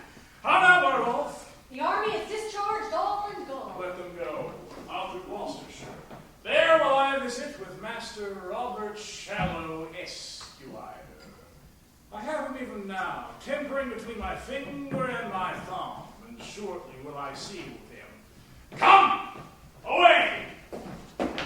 Now, lords, if heaven doth give successful end to this debate that bleedeth at our doors, we will our youth lead on to higher fields, and draw no swords but what are sanctified. Our navy is addressed, our power collected, and our substitutes in absence well invested. Everything lies level with our wish, only we want a little personal strength. And pause us, till these rebels now afoot come underneath the yoke of government. Both which we doubt not that your majesty shall soon enjoy. Humphrey, my son of Gloucester, where is the prince, your brother? I think he's gone to hunt, my lord, in Windsor. And how accompanied? I do not know, my lord. Is not his brother Thomas of Clarence with him? No, good, my lord, he is in presence here. What would my lord and father? Nothing but well to thee, Thomas of Clarence. How chanced thou art not with thy brother, Thomas? He loves thee, thou dost neglect him. Thou hast a better place in all his affection than all thy brothers. Cherish it, my boy. Therefore, omit him not. Blunt not his love by seeming cold or careless of his will. He is gracious, if he be observed, but being incensed, he's flint, as humorous as winter, and as sudden as flaws congealed in the spring of day. Therefore, his temper must be well observed. Chide him for his faults, but do it reverently when you perceive his blood inclined to murder. Being moody, give him line and scope, that his passions may, like a whale on ground, confound themselves with working. Learn this, Thomas. I shall observe you with all care and love. Why art thou not at Windsor with him, Thomas? He is not there today. He dines in London. And how accompanied? Canst thou tell me that? With boys and others continual followers. Most subject is the fattest soil for weeds, and he no lineage of my youth is overspread with them. Therefore my grief stretches itself beyond the hour of death. For when his headstrong riots hath no curb, when rage and hot blood are his counselors, when means and lavish manners meet together, with what winds will his affections fly? Towards front and peril and opposed to decay. My gracious lord, you look beyond him quite. The prince but studies his companions, like a strange tongue, wherein to gain the language. 'Tis needful that the most immodest word be looked upon and learned, which, once attained, your highness knows, comes to no farther use but to be known and hated. So the prince will, like gross terms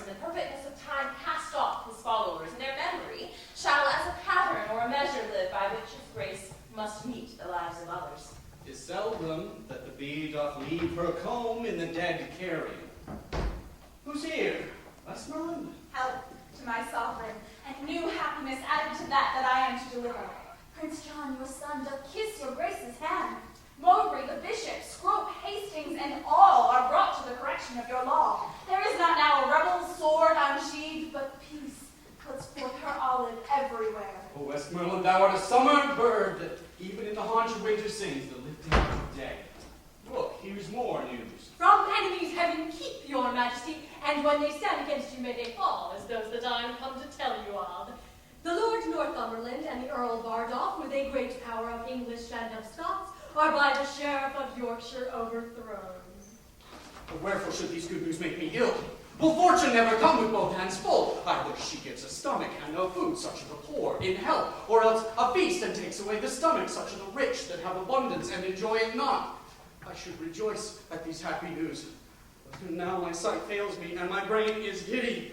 Oh me, come near me, for now I am much ill. Comfort your majesty, my royal father. My sovereign lord, cheer up yourself, look up. Be patient, princess. You do know these fits are with his highness very ordinary. Stand from him. Let's give him air to straight you well. No, he cannot long hold out these pangs. The incessant care and labor of his mind have wrought them you are so thin that life looks through and will break out. The people fear me, for they do observe unfathered airs and lowly births of nature. The seasons change their manners, as the year hath found some months asleep and leaped them over. Speak lower, princess, for the king recovers. Let there be no noise made, my gentle friends. Place me, the crown, upon my pillow here. His eye is hollow and he changes much. Less noise.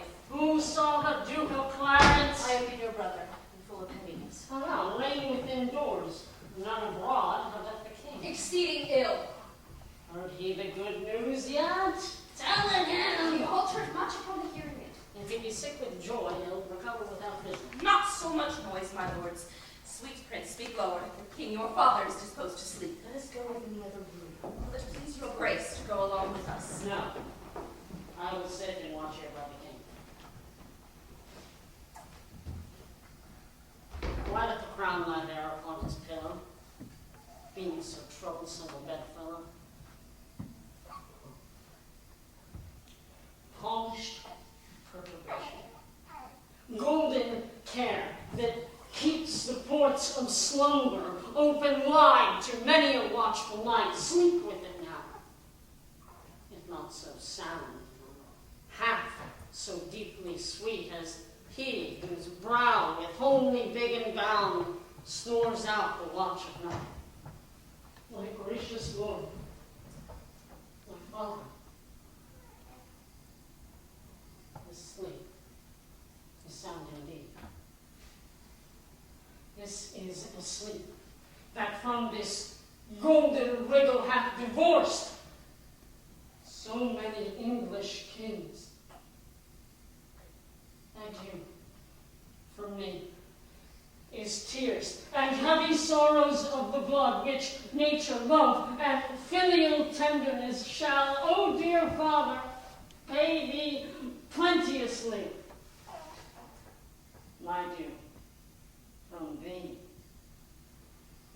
is this imperial crown, which, as immediate from my place in the globe, derives itself to me. Lo, here it sits, which God shall guard, and put the world's whole strength into one giant arm, and shall not force this lineal honor from me. Warwick! Gloucester! Clarence! Doth the king call? What would your grace? How fares your majesty? Why did you leave me here alone, my lords? We left the prince, my brother, here, my liege, who undertook to sit and watch by you. The Prince of Wales, where is he? Let me see him. This door is open. He's gone this way. Where is the crown? Who has taken it from my pillow? When we withdrew, my liege, we left it here. The prince hath taken it hence. Seek him out. Is he so hasty that he doth suppose my sleep, my death? Find him, my lord of Warwick. Chide him hither. This part of his conjoins with my disease and helps to end me. See, sons, what things you are. How quickly nature falls into revolt when gold becomes her object. Now where is he that will not stay so long till his friend's sickness hath determined him? I found the prince in the next room, washing with gentle tears his kindly cheeks, with such great sorrow and such deep demeanor that tyranny, which never quaffed but blood, would by beholding him have washed his knife with gentle eye drops. But wherefore took he the crown? Go where he comes. Come hither to me, Harry. Depart the chamber. Leave us here alone. I never thought to hear you speak again. Thy wish must father Harry to that thought. I stay too long by thee. I weary thee. Thou hast stolen that which after some few hours were thine without offense. And at my death thou hast sealed up my expectation. Thou like to manifest thou lovest me not, and thou would have me die, assured of it. Stay but a little, for my cloud of dignity is held from falling with so weak a wind that it will quickly drop. My day is dim. Thou hast hidden 1,000 daggers in thy thoughts, and webbed them on thy stony heart to stab at half an hour of my life. Canst thou not forbear thee half an hour? Then get thee gone, and dig my grave thyself, and bid the merry bells ring that thou art crowned, not that I am dead. Give that which gave me life to the worms. Pluck down my officers, break my decrees, for now the time has come to mock at form. Henry the Fifth is crowned. Up, vanity, down, royal state. And all you sage counselors, hence! And to the court of England now, assembled from every region, apes of idleness. Have you a ruffian that will swear? Dance, drink, revel the night, rob, murder, and commit the oldest sins in the newest kinds of ways. Sick with civil blows, when that my care could not withhold thy riots. What wilt thou be when riot is thy care? Thou wilt be a wilderness again, peopled with wolves. Oh, pardon me, my liege, but for my tears the most impediments unto my speech. I had forestalled this dear and deep rebuke ere you had spoke, or I had heard the course of it so far. There is your crown. God witness with me. When I here came in and found no course of breath within your majesty, how cold it struck my heart. If I do feign, oh let me, in my present wildness, die, and never live to show the incredulous world the noble change that I have purposed. Coming to look on you, thinking you dead, and dead almost my liege, to think you were, I spake unto the crown as having sense, and thus upbraided it, the care on me depending, fed upon the body of my father. Therefore thou best gold art worst of gold. Thus my royal liege, accusing it, I put it on my head to try with it, as with an enemy that had before my face murdered my father, the quarrel of a true inheritor. But if it did, infect my blood with joy, or swell my thoughts to any strain of pride, if any rebel or vain spirit of mine did with the least affection of a welcome give entertainment to the light of it, let God forever keep it from my head, and make me as the poorest vassal is, and of awe and terror. Kneel to me. Oh, my son. Heaven put it in thy mind to take it hence that thou might join the more thy father's love, pleading so wisely in excuse of it. Come hither, Harry. Sit thou by my bed, and hear, I think, the very latest counsel that ever I shall read. Heaven knows, my son, by what bypaths and indirect crooked ways I met this crown. And I myself know well how troublesome it sate upon my head. To thee it will descend in better quiet, better opinion, better confirmation, for all my reign had been but as a scene acting that argument. And now my death changes the mood. For what in me was purchased will fall on me in a more fairer sort. So thou the garland wearest successively. Though thou stand more firm than I could do, thou art not firm enough, for griefs are green. Thy friends, and all those that thou must make thy friends, have thy pristines and teeth newly taken out. Be it thy course to busy giddy minds with foreign quarrels, that action henceforth out may waste the memory of the former days. Nor would I, but my lungs are wasted so that strength of speech is utterly denied me. Oh, how I met that crown, heaven forgive and grant that may with thee in true peace live. My gracious Lord, you wanted, wore it, kept it, gave it me, then plain and right must my possession be, which I, with more than with a common pain against all the world, will rightfully maintain. By cock and pie you shall not away tonight. What day did I You say? must excuse me, Master Robert Shallow. I will not excuse you. You shall not be excused. Excuses shall not be admitted. There is no excuse shall serve. You shall not be excused. What day did I say? Here, sir. Davy. Let me see, Davy. Let me see. William Cook, bid him come hither. Sir John, you shall not be excused. Some pigeons, Davy. A couple of short-legged hens, a joint of mutton, and any pretty little tiny kinshasses. Tell William Cook. Doth the man of war stay all night, sir? Yes, Davy. I will use him well, Davy. A friend in the court is better than a penny in the purse. Use his men well, Davy, for they are errant knaves and will back up.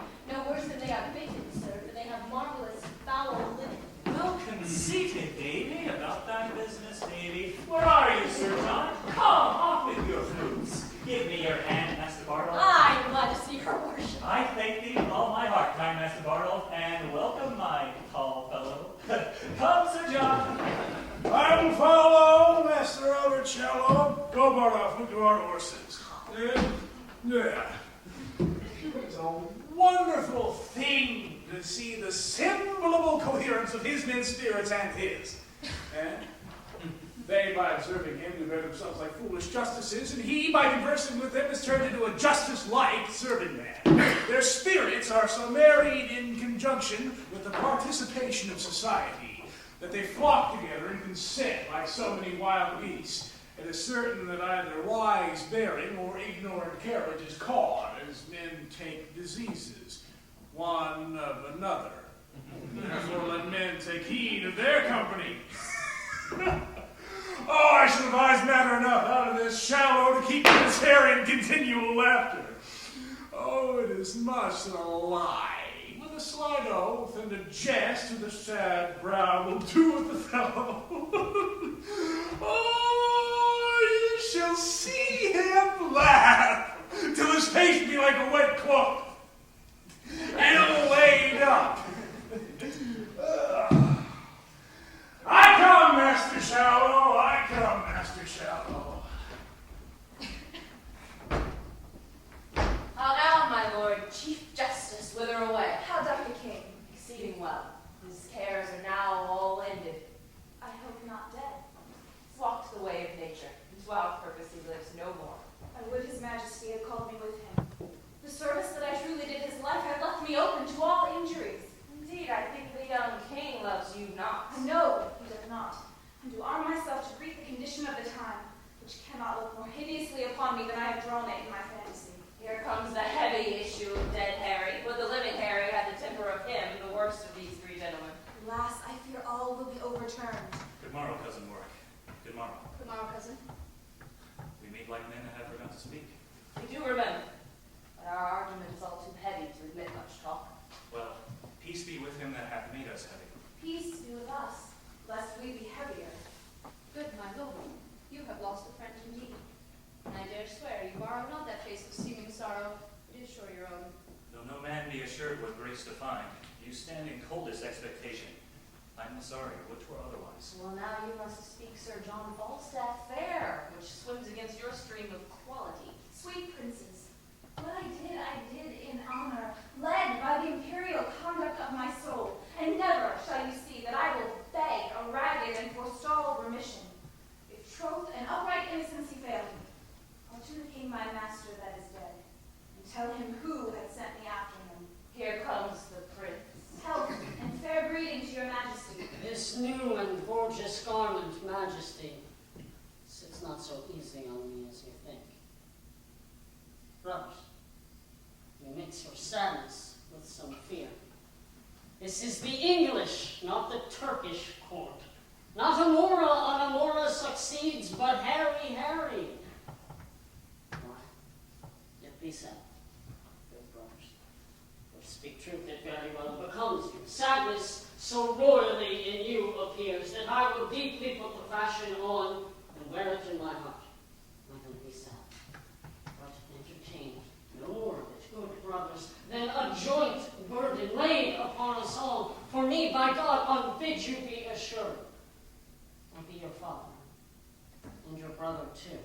Let me but bear your love, I'll bear your cares. But weep that Harry's dead, and so will I. Yet Harry lives, that shall convert those tears by number into hours of We happiness. hope no other from your majesty. You all look strangely on me, and you must. You are, I think, assured I love you not. I am assured, if I be measured rightly, your majesty hath no just cause to hate me. No! How might a prince of my great hopes forget so great indignities you laid upon me? What? Great rebuke, and roughly sent to prison, the immediate heir of England. Was this easy? May this be washed in lethe and forgotten? I then did use the person of your father. The image of his power lay then in me and in the administration of his law. Whilst I was busy for the commonwealth, your highness pleased to forget my place. The majesty and power of the law and justice, the image of the king, whom I presented and strook me in my very seat of judgment, whereon, as an offender to your father, I gave full way to my authority and did commit you. If the deed were ill, be you contented, wherever now the garland, to have a son, set your decrees at naught, to pluck down justice from your awful bench, to trip the course of law and blunt the sword that guards the peace and safety of your person. After this cold considerance sentence me, and as you are a king, speak in your state what I have done that misbecame my place, my person, or my liege's sovereignty. You are right, Justice, and you weigh this well. Therefore, still bear the balance and the sword. Into the hands of justice you did commit me, for which I do commit into your hands the unstained sword that you have used to bear, with this remembrance, that you use the same with the like bold, just, and impartial spirit as you have done against me. There's my hand. The prince is over. Believe me, I beseech you. My father is gone, while into his grave, for in his tomb lie my affections, and with his spirits sadly I survive to mock the expectation of the world, to frustrate prophecies, and to raise out rotten opinion who hath writ me down after my seeming. The tide of blood in me hath proudly flowed in vanity till now. Now doth it ebb, and turn back to the sea, where it shall mingle with the state of floods, and flow henceforth in formal majesty.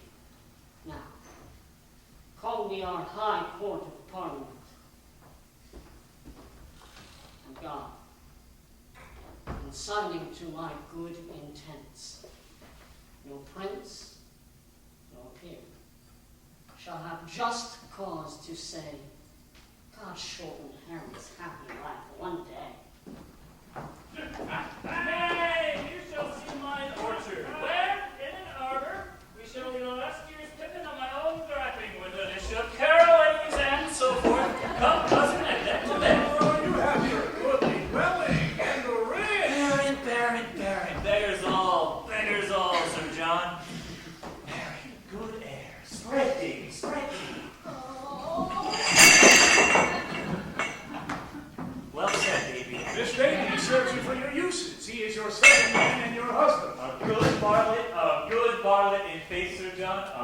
barley. Oh, I've drunk too much sack at supper. A good barley. Now sit down. Come. Ah! Syrup! We should really but eat and make good cheer and praise heaven for the merry year when flesh is cheap and females dear. Merry lads roam here and there and everyone so merry. Well said, Master Silence. I shall drink a health to you and on. Good, Master Bartle. Some wine, maybe. Sweet sir, sit. I'll be with you now. Most sweet sir, sit. Master page. Good master page.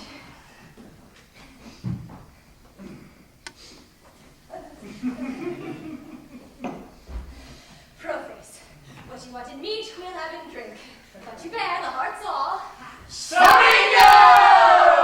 Be merry, Master Bartle, and my little soldier there. Be merry. Be merry, my wife says all, for women are shrews, both short and tall. 'Tis merry in hall, where beards wag all, and everyone so merrily. Better not think Master Silence had been a man of this metal. What? I have been married twice and once ere now. Here's a dish of leather coats for you. Davy! Your worship, I'll be with you straight. A cup of wine, sir. A cup of wine that's brisk and fine, and drink unto the leman mine, and a merry heart lives long on. Well said, Master Silence. If we shall be married, now comes in the sweet of the night. Health and long life to you, Master Silence. Fill the cup and let it come. I'll pledge you a mile to the bottom. Honest Bartle, if thou wants anything, it wilt not call but shrew thy heart. Welcome, my little tiny thief, and welcome indeed too. I'll drink to Master Bartle and to all the caballeros about London.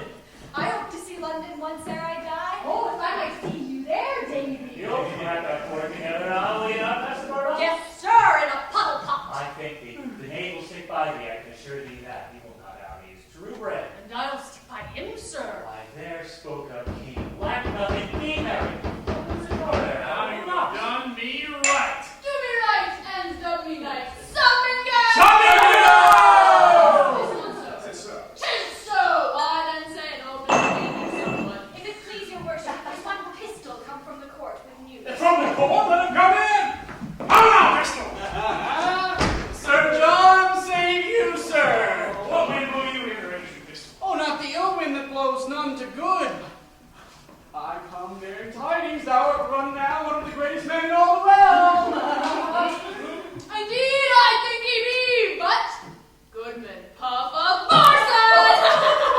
Puff! Puff in thy teeth, most recreant powered base. Sir John, I'm thy pistol and thy friend. Helter skelter on my road to thee, and tidings do I bring, and lucky joys, and golden times, and happy news of I Christ. prithee now, deliver them like a man of this world. A food truck for the world and worldling's base. I speak of Africa and golden joy. Oh, base Assyrian knight, what is thy news? The king coetheth on the truth thereof. Sir John, thy tender lambkin now is king. Harry the Fifth's the man. What I speak is just. What, is the old king dead? As nail in door, I speak not the truth. Place on our horses! Oh, shall we remember the land? Oh, pistol, I will never charge him with dignity. Oh, do I dare with nothing but my fortune? Why did you bring good news? Oh, shall be without wills. I am fortune steward. Follow my suits. We'll ride all night. Oh, pistol away, Barlow. Oh, pistol, unwoman to me. Who has all devised something to do thyself good. Let us take any man's horses. The laws of England are my commandment. Happy are those who have been my friends, and woe unto the Lord, Chief Justice. No, thou errant knave, I would I might die, that I might have thee hanged. Thou hast drawn my shoulder out of bronze. The constables have delivered her over to me, and she shall have a whipping, sure enough, I warrant her. There hath been a man or two lately killed about her. Now you are. Come on, I'll tell you what, thou damn trent-visaged rascal. The trial I now go with do miscarry. Thou hadst better, thou hadst struck thy mother, thou paper-faced Villain that Sir John were come, he would make this a bloody day to somebody. Come, both of you, go along with me, for the man is dead that you and pistol lately beat among you. Tell thee what, thou thin man in a censer, I will have you soundly switched for this, you blue bottled rogue, you filthy Spanish correctioner. If you be not swinged off, forswear, have kernels. Come, you she-eyed errant. Come, Oh, that righteousness or come might. Come, you rogue. Come, bring me to a justice. Come, you stir blood. Oh, goodman, death, goodman, both. Thou anatomy, thou. Come, you thin thing. Come, you rascal. very well. More Russians, more Russians. Don't sound it twice. It will be 2 o'clock and they come from the coronation. Oh, come, Shadow, stand here. I will make the king do you grace. I will lead her upon as he comes by. You will mark a countenance he will give me. God bless thy long So stand behind me. Oh, if I had time to make deliveries, I would bestow the £1,000 I borrowed of you. But it does no matter. This poor show does better. And nothing for the zeal I have to see here. Does so. The earnestness of my affection. Does so. My emotion. It does. The ride, day and night, of the patience to shift me. It is most certain. Oh, into the stand state would travel, as it were, putting all affairs in oblivion, thinking of nothing else, as if there were nothing else to be done but to see him. Tis all in everything. It does so. Sweet knight, I will play thy liver and make thee rage. Thy gall and Helen of thy noble thoughts is in base durance and contagious prison, hauled thither by most dirty and mechanical hands. Rouse up revenge from Edenton, and with fell Electo snake, for Doll is in. Pistol speaks not with the troth. I will deliver her. And on the scene trumpet cleanliness,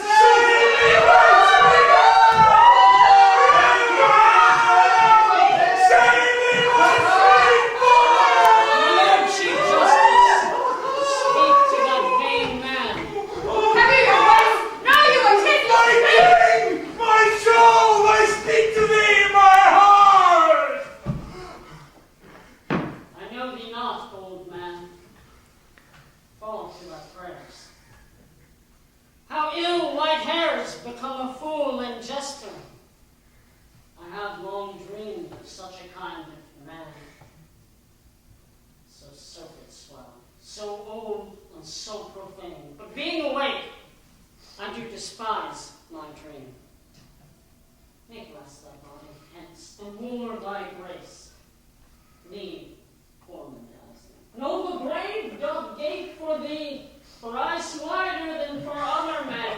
Reply not with a fool-born jest. Presume not that I am the thing I was. For God doth know, so shall the world perceive, that I have turned away my former self, so will I those that kept me company. When thou dost hear, I am as I have been, approach me, and thou shalt be as thou wast, the tutor and the feeder of my rights. Till then, I banish thee, on pain of death, as I have done the rest of my misleaders, not to come near our person by 10 mile. For competence of life, I will allow that lack of means enforce you not to evil, and as we hear you do reform yourselves, we will, according to your strength and qualities, give you advancement. We shall charge my lord to see performed the tenor of our words. Set on!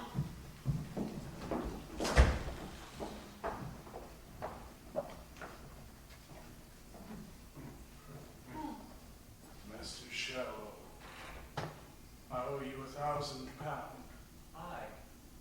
Marry, Sir John, which I beseech you let me have hope with. That can hardly be, Master Shallow.